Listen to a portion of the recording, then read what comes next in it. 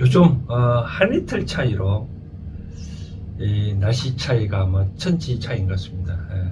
며칠 전만 하더라도 한여름인데 지금은 또 쌀쌀한 분위기고 그런 것 같습니다. 오늘은 노노현대 쪽으로 풀이해 보는 시간 수리편 34번째 문장이 되겠습니다. 37의 문장이 있는데 오늘 34번째 문장이고요. 오늘은 보니까 공자가 이제 말년에 어떤 병을 얻었나 봅니다. 그래서 그 병에 대해서 공자하고 제자하고 특히 여기 보니까 자로가 나오는데 자로가 오래간만에 이제 등장했네요. 자로는 참 말을 참 잘 하는 그런 제자인데 또 오늘 보니까 이 병자가 병을 얻은 사람이 중국에서는 말이 기도를 많이 했나 봅니다. 오늘 요걸 촬영하기 전에 좀 우연의 일치인지는 모르겠지만 저한테는 오촌 당숙이 되는 분이 어저께 세상을 빌어서 오늘 문상을 저도 다녀왔는데 저도 모르게 마음이 참 애잔하더라고요.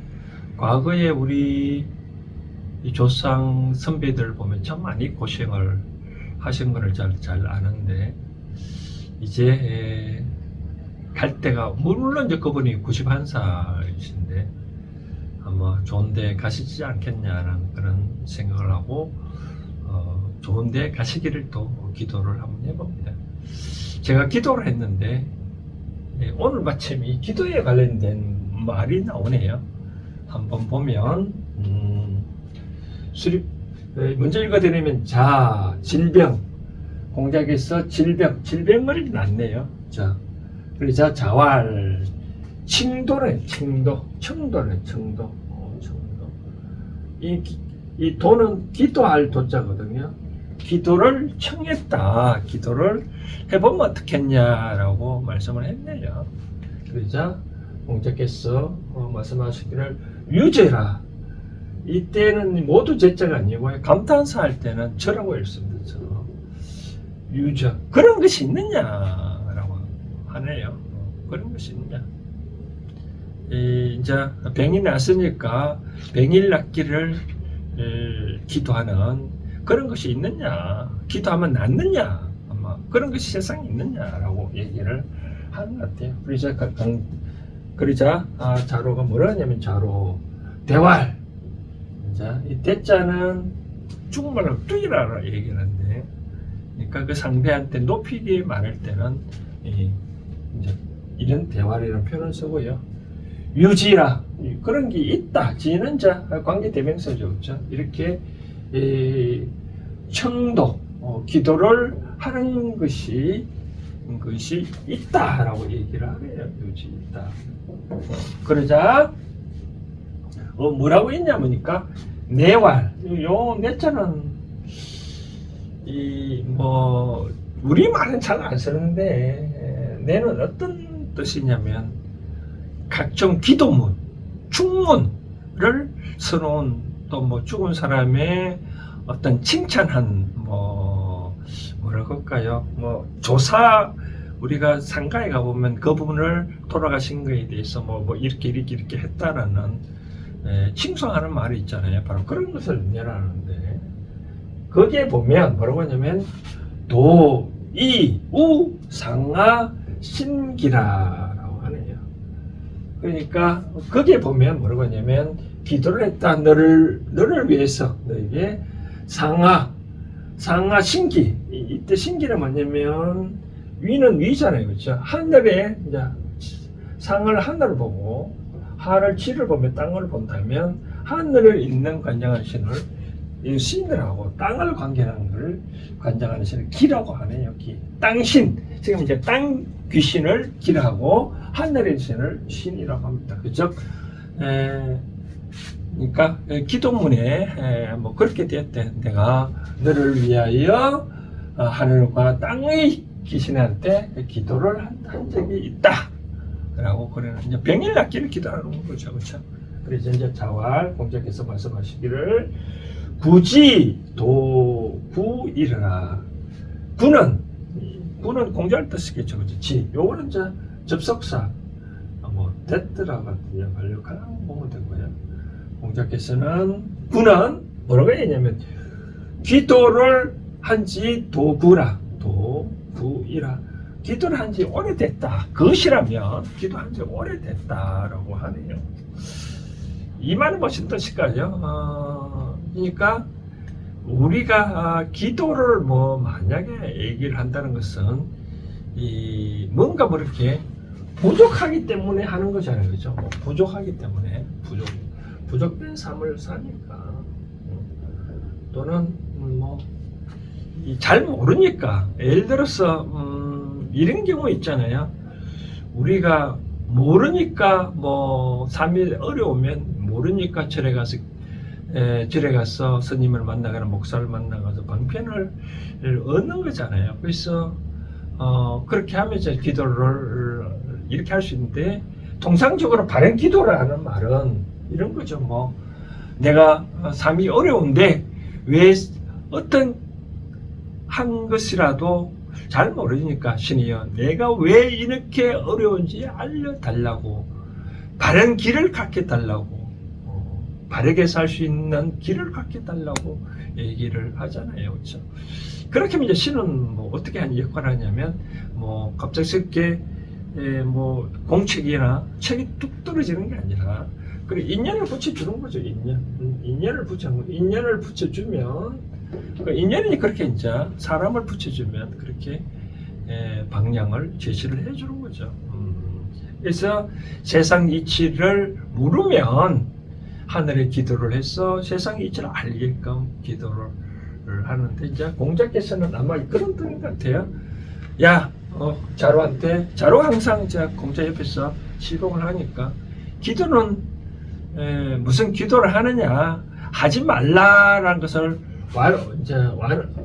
완곡히 쉽게 반어법적으로 거절하는 것 같아요. 뭐 나는 쉽게 말해서 옛날에도 그런 말이 있잖아요. 뭐 이 나무 아래서 제자들과 뭐 이렇게 강연을 하고 있는데, 누가 와서 나무를 비서 공자가 다칠 스승님께서 다칠 염려가 있으니까 피하시라고 얘기하니까, 공자가 내가 만약에 죽을 운명이라면 그게 아니라도 죽지, 이것 때문에 죽지는 아니한다라고 지난번에 말씀드렸다시피, 마찬가지로도 공자께서는 세상에 나는 어떻게 하늘의 이치를 알고 하늘들의 운명을, 그 청명을 알고 있고, 하늘의 명 따라 항상 하늘의 명 따라 하늘의 뜻대로 내가 생활하고 있는데, 공자께서 그렇게 삶을 사는데, 하늘이 나는 이제 더 이상 너가 필요 없다고 얘기하면 이제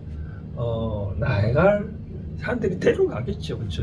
데려가 죽게끔 내버려 두겠죠. 그러나 내가 할 일이 있다면, 명령이 있다면 하늘 뜻에 맞는데, 내가 죽을 때가 되면 하늘이 날 데려가는 거고, 내가 죽을 때가 아니면 하늘이 날 안 데려가겠죠. 그렇죠? 그런 건데 내가 이렇게 기도를 한다고 해서 그게 되겠느냐라고, 바른법적으로 이제 기도하라는 것은 하지 말라, 그런 뜻을 얘기하는 것 같아요.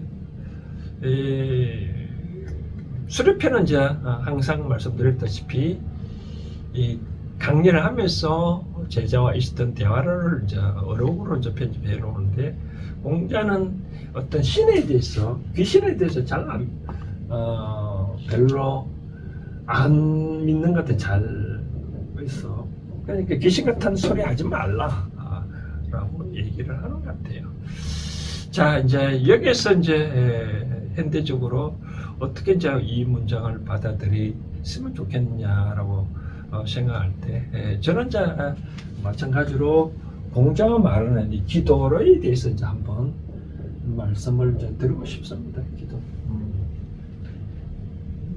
기도라는 것은 말 그대로 그거잖아요. 뭐 내가 없으니까 약하니까 뭔가 모르게 하나라도 얻으려고 하는 거잖아요. 그렇죠? 얻으려고 뭔가.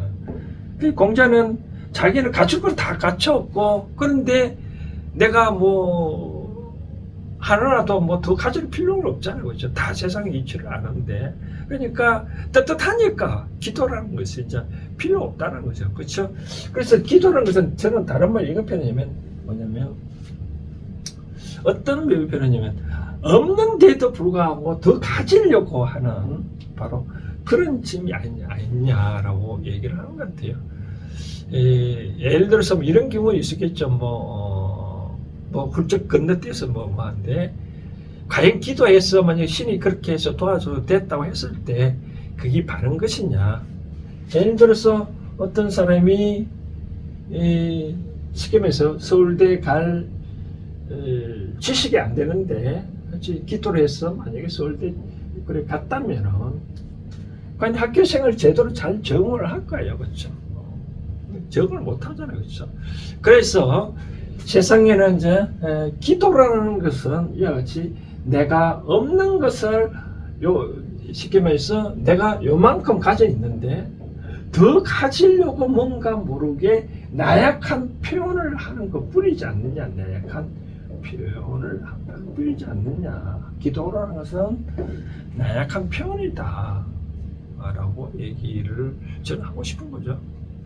이거는 사람이 누구나 진심이지 않을 거예요. 내가 얻지 못하는 것을 얻으려고 내가 현재 가지지 못한 것을 갖게끔 해달라는 거. 그런 표현이잖아요.